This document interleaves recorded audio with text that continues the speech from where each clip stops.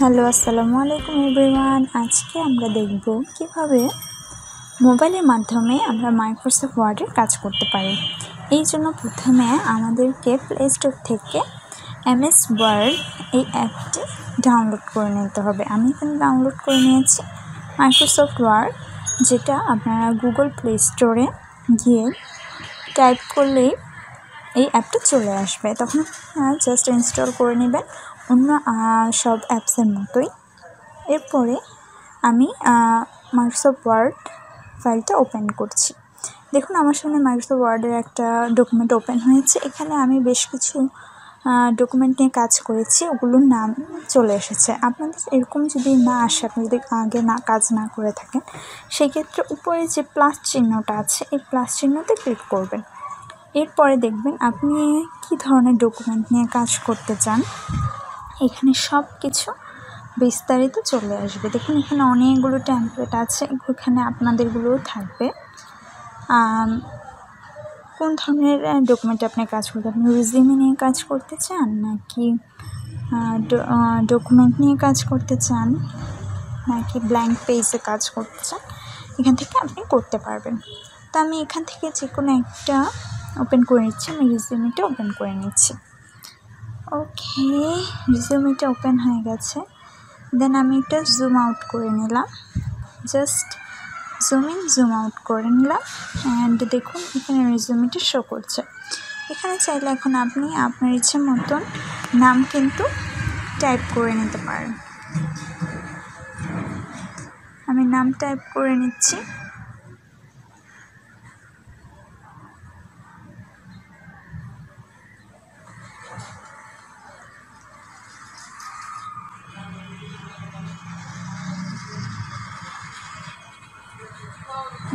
এখানে আমি দিয়ে দিলাম হচ্ছে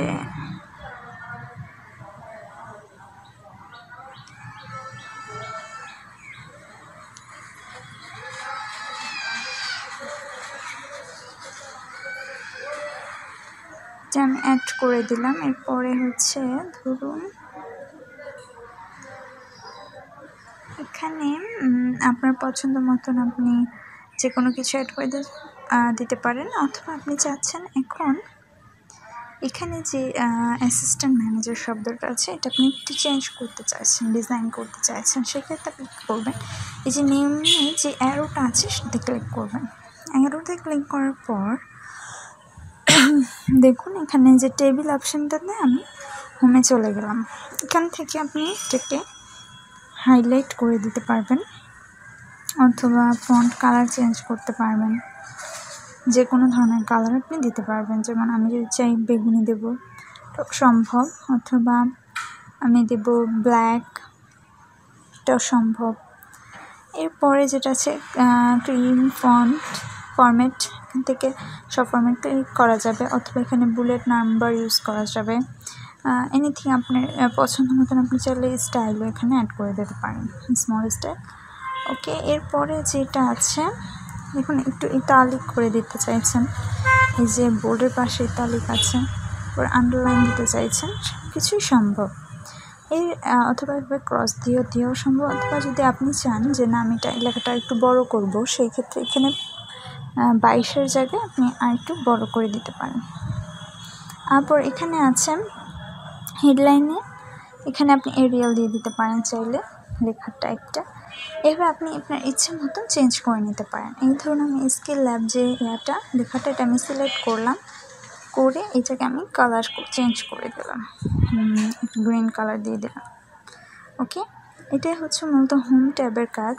এখানে হাইলাইট করা, তারপর যে দেখুন হাইলাইট করা, অথবা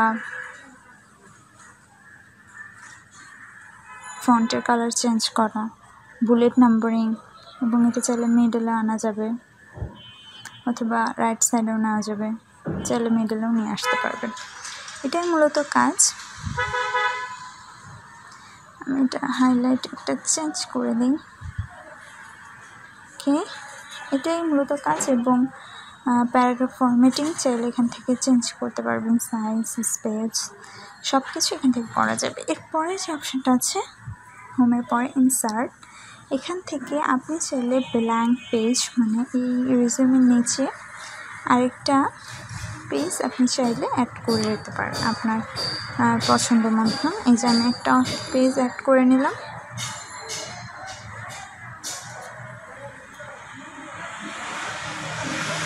জাস্ট ইনসার্টে গিয়ে ব্রেক পেজ, ঠিক আছে। পেজে গিয়ে আমি চাইছি এখন একটা টেবিল অ্যাড করব। এখানে চাইলে আপনি আপনার পছন্দ মতন টেবিল ইনসার্ট করে নিতে পারেন এবং চাইলে কলাম স্প্যানও করতে পারেন, তারপরে আবারও স্প্যানও করতে পারেন, ঠিক আছে। বিভিন্ন কাজ, সবগুলো কাজই কম্পিউটারের মতন, কিন্তু এখানে চাইলে স্টাইল আছে, টেবিল স্টাইল, কালার, এগুলো চাইলে এখানে পারেন। এখানে চাইলে টেবিলের শ্যাডো আছে, এগুলো দিতে পারেন। এটা প্রিমিয়াম, এটা ফ্রিতে করা যাবে না। এরপরে আমি চলে যাচ্ছি ইনসার্টের পিকচার অপশানে। পিকচার অপশান থেকে আপনি এখানে যে কোনো একটা পিকচার অ্যাড করতে পারবেন। নিচে চলে যাই।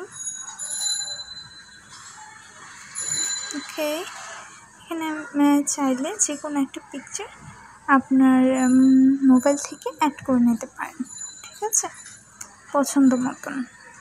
ধরুন কোনো একটা পিকচার অ্যাড করতে চাচ্ছেন, তো ওইখান থেকে এখানে আপনি পিকচারটা অ্যাড করে নিতে পারবেন। তো আমি চাইলে যে কোনো একটা পিকচার অ্যাড করতে পারি এখানে।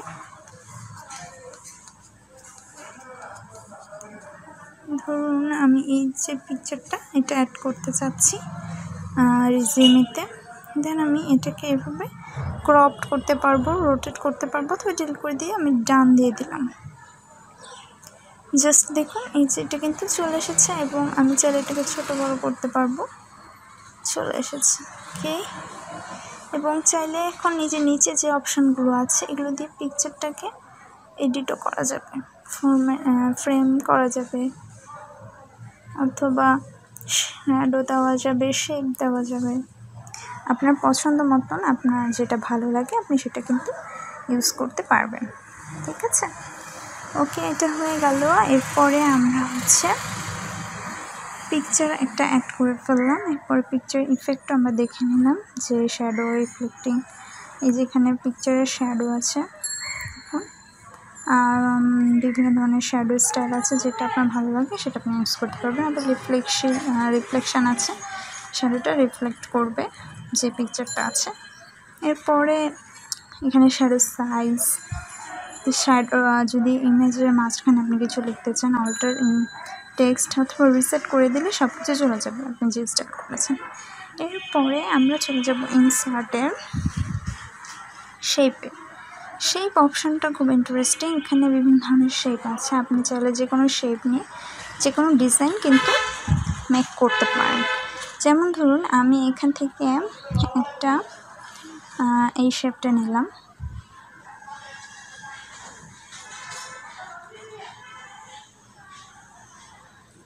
এই যে ধরুন এখানে আমি আঁকবো, ঠিক আছে। সো আমি চলে গেলাম এই অ্যারোতে, অ্যারো থেকে হোমে, ইনসার্টে এবং শেপে। এখান থেকে আমি এই শেপটা নিলাম, নিয়ে আমি এটাকে কালারটা শেপ স্টাইল, শেপ ফিল্ডে আমি কালারটা চেঞ্জ করে দেব, এরকম একটা কালার দিলাম। এরপরে আমি যেটা করব সেটা হচ্ছে আউটলাইনটা আমি এটাই দিলাম, ঠিক আছে।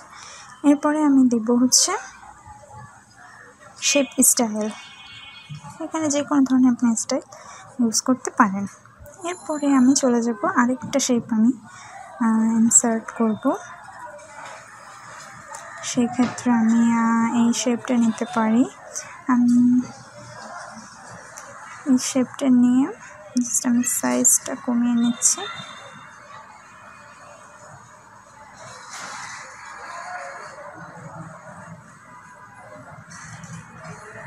ওকে, দেখুন এটা সাইজ অনুযায়ী আমি জাস্ট প্রেস করে বসিয়ে নিচ্ছি, হয়ে গেল।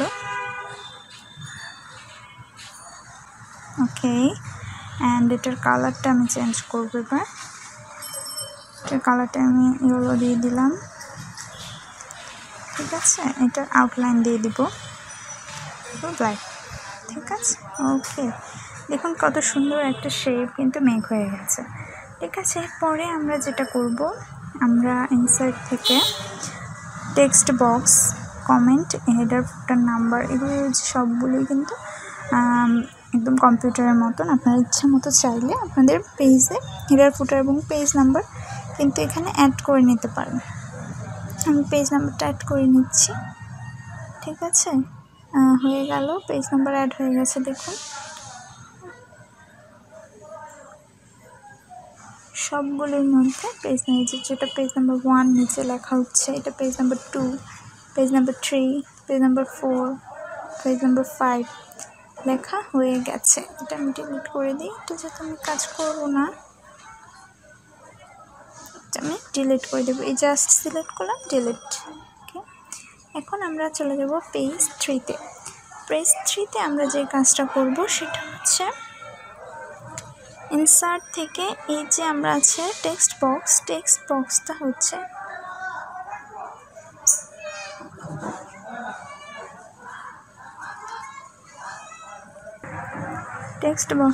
এই যে বক্সটা এসেছে, এটার ভিতরে আপনি আপনার প্রয়োজন মতন টাইপ করে নিতে পারবেন এবং প্রয়োজন মতন এটাকে মুভ করতে পারবেন যে কোনো জায়গায়। এটা হচ্ছে টেক্সট বক্সের সুবিধা, মানে সহজে এটাকে মুভ করা যায়, এই টেক্সট বক্সের কাজ। এরপরে আমরা চলে যাব ইনসার্ট থেকে লিঙ্ক হলো কোনো ওয়েবসাইটের লিঙ্ক যদি আপনি অ্যাড করতে চান, সেই ক্ষেত্রে এখানে আমি আমার ইউটিউবের লিঙ্কটা অ্যাড করে দেই। যদি আমি দেখাই, এটা আমি চতুর্থ চলে গেলাম, অ্যান্ড লিঙ্ক ক্লিক করে সেটা পেস্ট করে এখানে বসিয়ে দেওয়া যাবে।